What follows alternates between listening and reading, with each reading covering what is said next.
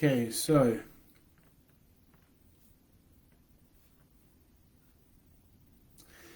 in this live, we're gonna do focus on something that's a little bit different to what we've usually talked about on this live. Um, Previously, we talked a lot about to do with musculoskeletal system um, and anything that's to do with bones, joints, and muscles. But today, we're going to talk about respiration, which is um, to do with your cardiovascular system and cardiorespiratory system. And speak specifically, we're going to talk about breathlessness. So, breathlessness is something that we must understand is a symptom. It's not an illness. So, what that means is that it's something that can be felt differently by different people. So, it's never the same. But what we do know is they come from the same things. So, another word for breathlessness is called dyspnea, which is basically the scientific word for shortness of breath or breathlessness. And what this is a sensation. And if it's something that is quite severe and persists, it indicates a medical emergency. So within that, you have acute and you have chronic types of dyspnea. So when it's a chronic type of dyspnea, it's something that is coming from as a result of a pre-existing condition. Let's take COPD, which is chronic obstructive pulmonary disease, as one example, which is something to do with smoking. So smokers have smaller lung volumes, tar in their lungs, and as a result, the lungs become obstructive. It's a lot more difficult for them to breathe effectively and get enough oxygen in and carbon dioxide out. But an acute episode is something that is maybe you do have COPD and you've walked up the stairs too fast or engaged in exercise a little bit too rapidly. You can then get that sensation of uneasy breathing, but the acute version of that is something that you do not have a pre-existing condition. In that instance, when you know you don't have one of those, you need to make sure that you get yourself to A&E. So that's the first thing I will say. Now, we'll talk about some of the chronic conditions that may be as a result of cause breathlessness, and one of the conditions may just be being overweight, right? So that we will talk more about that later. So what we know from dyspnea, so we're going to refer to breathlessness as dyspnea for the rest of this, is that it's a subjective sensation. And we don't know the ins and outs of it specifically, but we do hypothesize that it's a development of signals from the nervous systems coming from the respiratory system. So it's basically an unfit response of the respiratory system to the uninhibited motor control. So you are unable to catch your breath because of likely you are suffering from a problem that means you are unable to inhale enough oxygen and your body goes into hyperdrive as a result of the central nervous system becoming overstimulated. So what we know is it's a sensation that can cause a heightened level of awareness of respiratory sensation, and also we know that it has a strong emotional component. So if you feel that you can't catch your breath, something that is very distressing, which it can then lead into it becoming and feeling even worse. So if we're looking at why you could have breathlessness or dyspnea in a healthy population, there could be a number of different situations. High altitude, after breath holding, stressful situations that could cause an anxiety or panic attack, and then strenuous exercise. So each of those basically means it's a result of you not getting enough oxygen throughout your system, and then your body going into this shock, which is the dyspnea. So many factors play an important role in dyspnea. The functional status of respiratory muscles, and what mechanical and chemical receptors, and then your central motor output. So those are the main three things. Now, there are different types of dyspnea, which have different names. So, bear with me when I say these. So, orthopnea is the sensation of dyspnea in a recumbent position, relieved by sitting or standing. Paroxysmal nocturnal dyspnea, PND, is a sensation of breathlessness, dyspnea that you wake up from sleep. It's often after 1 or 2 hours of sleep, and often relieved in an upright position. Trepopnea is the sensation of dyspnea that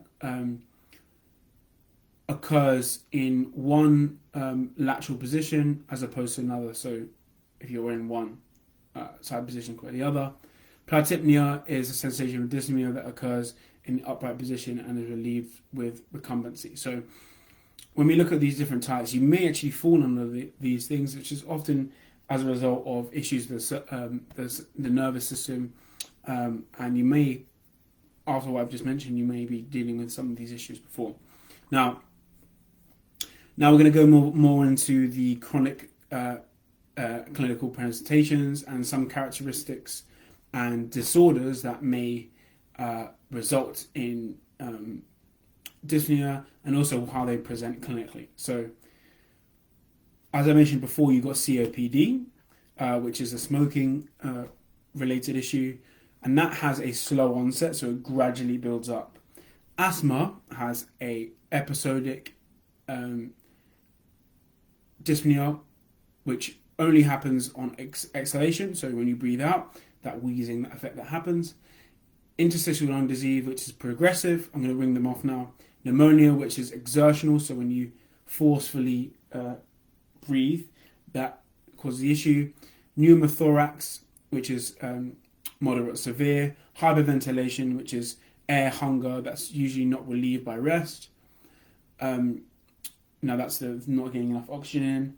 Pulmonary edema, which is positional. Neuromuscular, which again is exertional, similar to what I said before. Deconditioning, so as I mentioned to you, this is just, may not be used to this fitness levels, is heavy breathing, and obesity/pregnancy is exertional. So that is what dyspnea looks for different types.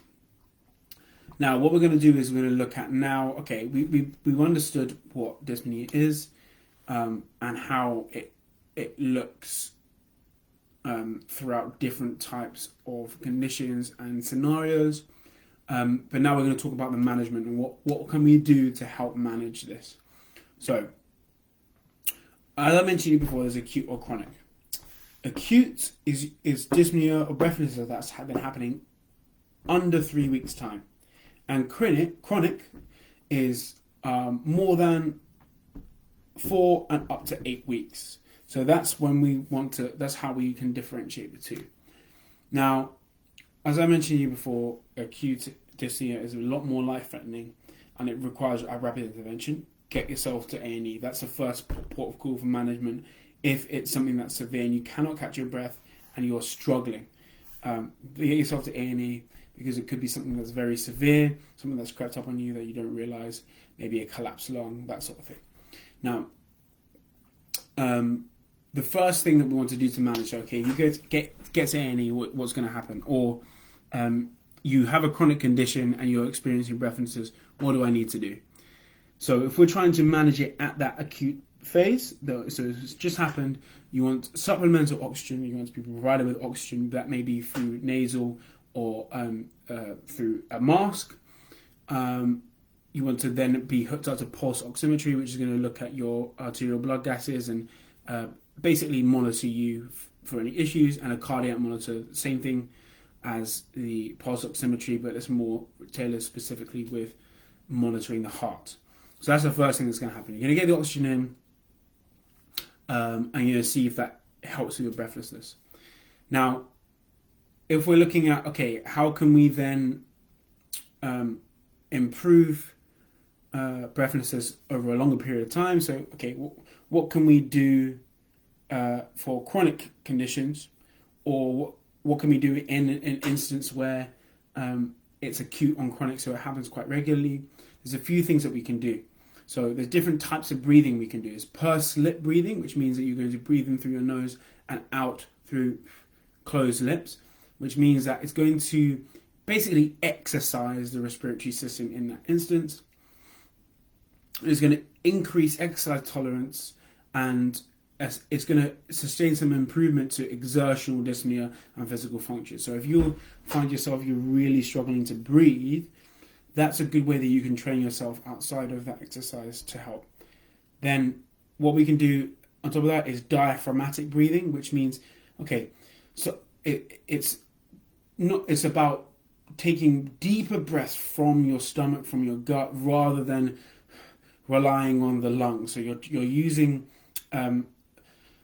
deeper breaths and trying to conceptualize your diaphragm from expanding and flattening, which improves your lung volume, and as a result you're able to get more air in and out, and that should help.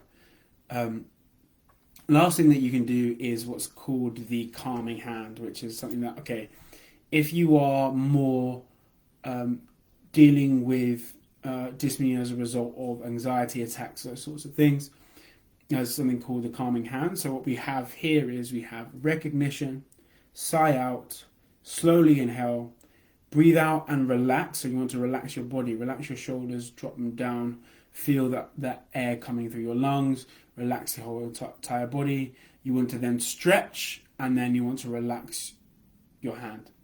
So you will repeat that for as many times as you feel it's going to help, and also until the breathing calms down.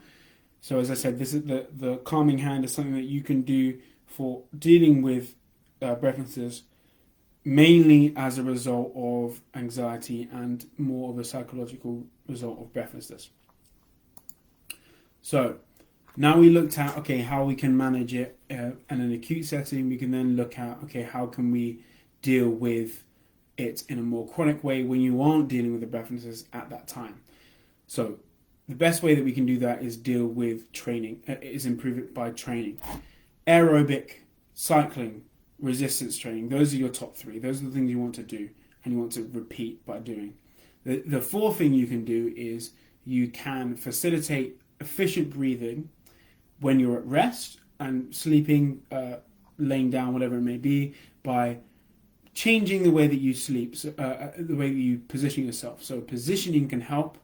So high side lying, sitting upright, leaning forward from the waist, standing relaxed, leaning forwards, leaning back, leaning sideways, whatever it may be. If again, this is something that will be, if you have a chronic condition, you will know which of these is most efficient and effective for you specifically, based on, you may have a specific lung issue where you have to lean on one side, for example. But that's the way that we can deal with dyspnea in a more chronic way. So hopefully that's helped, and we'll leave that there.